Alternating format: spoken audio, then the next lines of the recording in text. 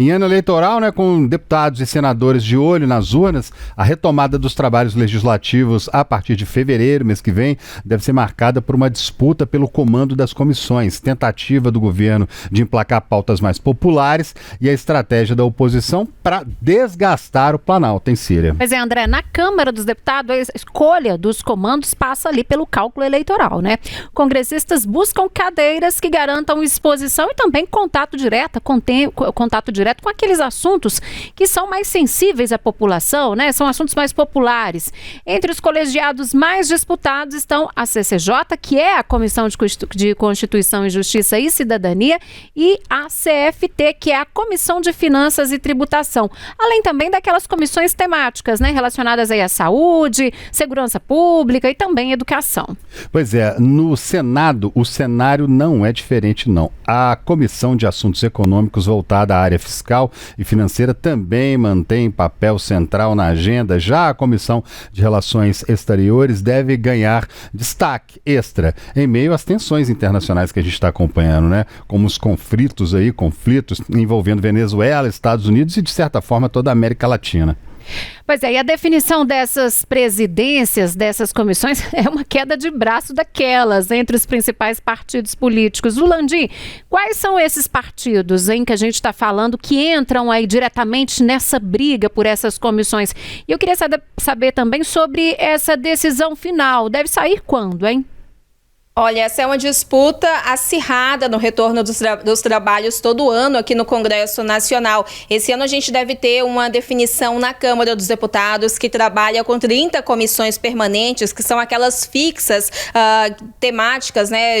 Elas debatem vários temas, mas são 30 comissões permanentes que vão ter esse rodízio, essa troca de comando nesse ano e justamente esse ano eleitoral. O que a gente observa ao longo dos anos é que a eleição para as comissões da Câmara dos Deputados e também para o Senado, que é um processo um pouco diferente, ela não necessariamente acontece no mesmo momento de retorno do recesso legislativo. Os deputados devem retornar aos trabalhos ali já no início de fevereiro, mas se a gente pega um histórico, por exemplo, no ano passado, a Câmara dos Deputados deu posse, definiu ali o comando das comissões permanentes somente na segunda quinzena de março, então quase 2 meses depois do início dos trabalhos e justamente porque isso é alvo de uma disputa, né? As comissões da Câmara dos Deputados, elas são divididas por meio de uma proporção partidária e aí os partidos que têm maior bancada, maior representação,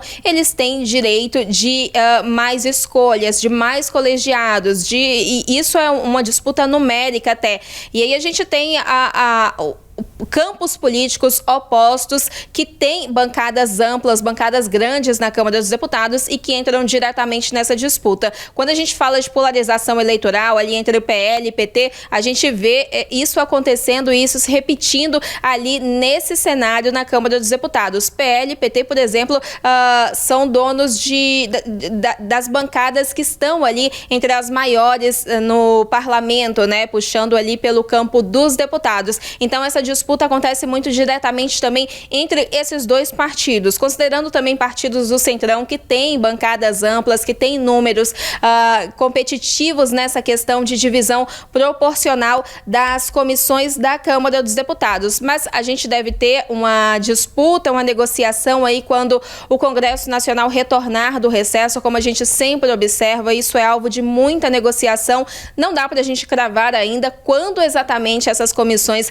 vão ser instaladas e vão começar a funcionar, porque depende de tudo isso, depende desse acerto que é tocado ali pelo presidente da Câmara, no caso, nesse momento, Hugo Mota. Mas sim, a gente já pode esperar que ao longo desse ano que a gente deve ter um esvaziamento maior no Congresso Nacional em alguns meses específicos por conta de eleição, mas esse deve sim ser um tema levado aos trabalhos ali nas comissões, já é muito levado ao plenário, né, que recebe discursos parlamentares parlamentares, mas deve sim ser levado a essas comissões, lembrando que os presidentes das comissões, eles têm o poder ali da pauta, né, de comandar a pauta, então de tentar avançar em algum tema de interesse. Lembrando que não basta uma decisão de uma comissão para que um projeto de lei, por exemplo, ele realmente saia no papel e vire uma lei efetiva. O processo legislativo, ele é muito maior do que isso. Mas eu estou puxando muito para a Câmara dos Deputados para explicar